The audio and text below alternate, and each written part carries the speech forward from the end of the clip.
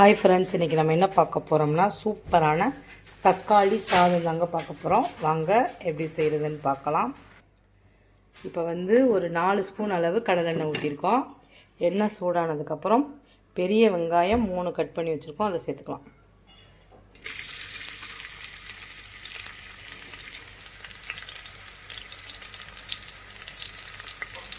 பெரிய வெங்காயம் 3.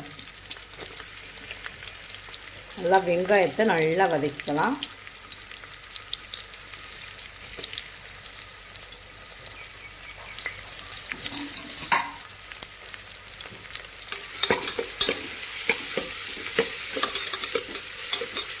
வெங்காயத்தை நல்லா ஒரு 5 நிமிஷம் வதக்கிக்கலாம்.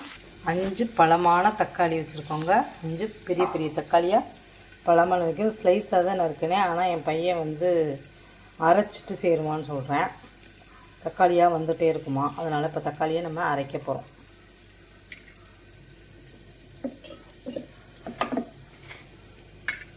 முழுசாக போட்டால் நல்லாயிருக்கும், ஆனால் இது தக்காளி தோலாக வருமா, அதுக்காண்டி நம்ம அதை அரைச்சிடும்.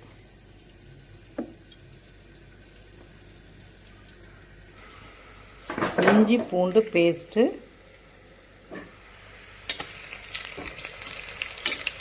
ஒரு 2 ஸ்பூன் அளவு சேர்த்துக்கலாம்.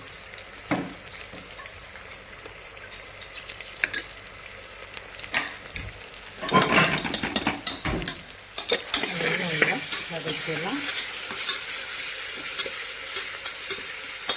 பச்சை மிளகா சேர்த்துக்கலாம். 3 பச்சை மிளகா சேர்த்துருக்கேன். அவங்கவுங்க காரத்துக்கு தகுந்த பச்சை மிளகா நீங்கள் சேர்த்துக்கோங்க.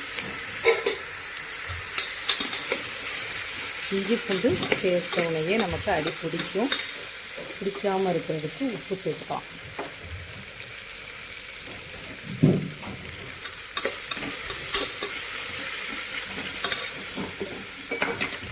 அரைச்சி வச்சு தக்காளி பேஸ்ட்டை சேர்த்துக்கலாம்.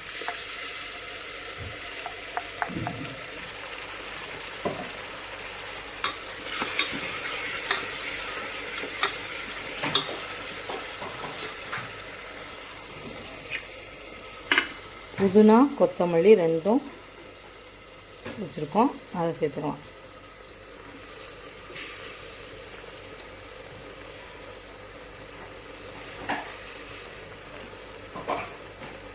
நல்லா ஒரு 10 நிமிஷம் வதக்கிக்கலாம். நல்லா வதங்கணுங்க, அப்போ தான் டேஸ்ட்டாக இருக்கும். இப்போது நல்லா தக்காளி வெங்காயம் வதங்கிடுச்சு பாருங்கள். இந்த அளவு வதங்கணும், அப்போ தான் டேஸ்ட்டாக இருக்கும். இப்போ இதில் நம்ம என்ன சேர்க்க போகிறோன்னா, தயவுசெய்து எதுவும் பேசிடாத ப்ளீஸ். ஐயோ, வீடியோ ஆஃப் பண்ணவே இல்லை. சரி, இப்போ தயிர் சேர்க்க போகிறோம்.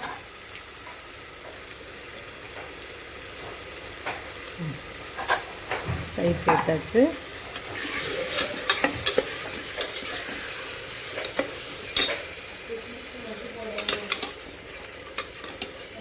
தயிர் சேர்த்தாச்சு.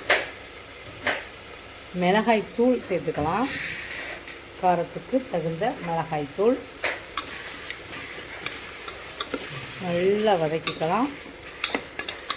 மிளகாய் தூளோட பச்சை வாசனை போகிற அளவுக்கு நல்லா வதக்கிக்கலாம்.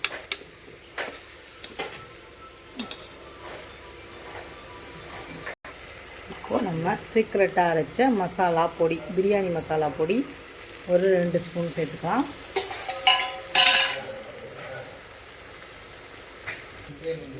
பாருங்கள், இந்த அளவுக்கு நல்லா வதங்கிடணும். சூப்பராக வதங்கிடுச்சு. இப்போ நம்ம தேவையான அளவு தண்ணி ஊற்றிக்கலாம். நான் 2 உலக்க அரிசி சீரக சம்பா அரிசி எடுத்துருக்கேன். அதுக்கு 4 உலக்கு ஊற்றிக்கலாம். பாருங்கள் எவ்வளோ சூப்பராக இருக்குன்னு. நல்லா எண்ணெயெல்லாம் பிரிஞ்சு சூப்பராக இருக்குது. இதில் நம்ம தண்ணி ஊற்றிக்க போகிறோம். இப்போது நல்லா கொதிச்சிருச்சு. இப்போ நம்ம அரிசி ஊற வச்ச அரிசியை சேர்த்துக்கலாம். இது 2 உலக்கு.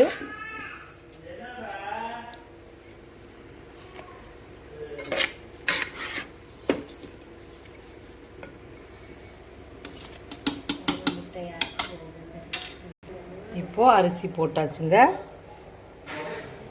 நம்ம குக்கர் மூடி போட்டு ஒரு 10 நிமிஷம் சிம்மில் வைக்கலாம். சூப்பரான தக்காளி சாதம், பிரியாணிக்கே டஃப் கொடுக்குற மாதிரி உள்ள ஒரு தக்காளி சாதம் எப்படி வருதுன்னு பார்ப்போம். குக்கரை மூடி ஒரு 10 நிமிஷம் சிம்மில் வைப்போம்.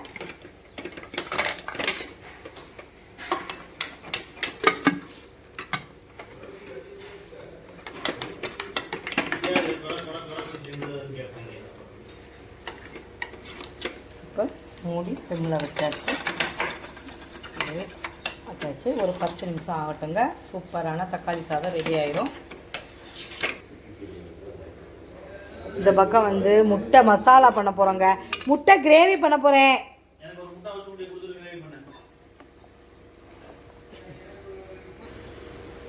இப்போ நம்ம இந்த பக்கம் தக்காளி சாதத்துக்கு ஏற்ற முட்டை மசாலா பண்ண போகிறோம். கொஞ்சம் சோம்பு பொரிஞ்சதுக்கப்புறமா பச்சை மிளகாவும் வெங்காயமும்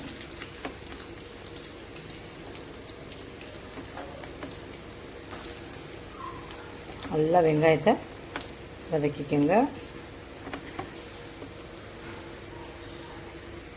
அப்போ போறியா? ஏன் வர்றானாண்டா?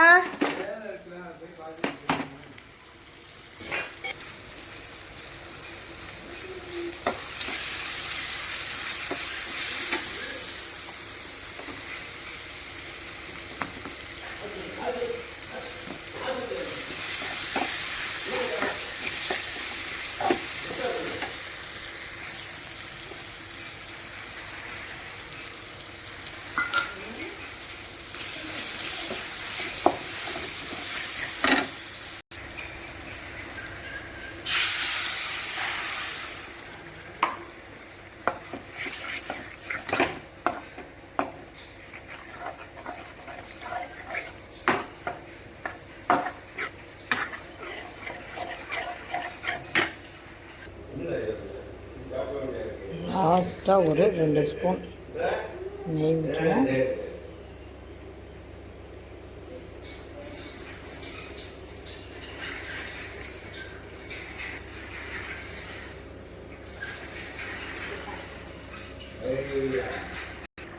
இப்போ சூப்பராக நல்லா வெங்காயம் தக்காளியெல்லாம் நல்லா வதங்கி மிளகாத்தூளோட பச்சை வாசனை எல்லாம் போயிடுச்சு. இப்போ நம்ம இந்த வேக வச்ச முட்டையை சேர்த்துக்கலாம்.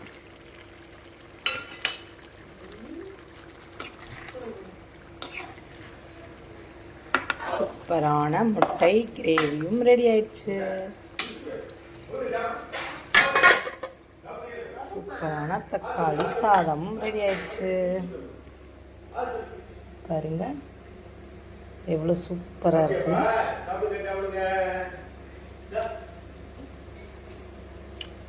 சூப்பர். நீங்களும் இந்த மாதிரி செஞ்சு பார்த்து எப்படி இருக்குன்னு எனக்கு கமெண்ட் பண்ணுங்க.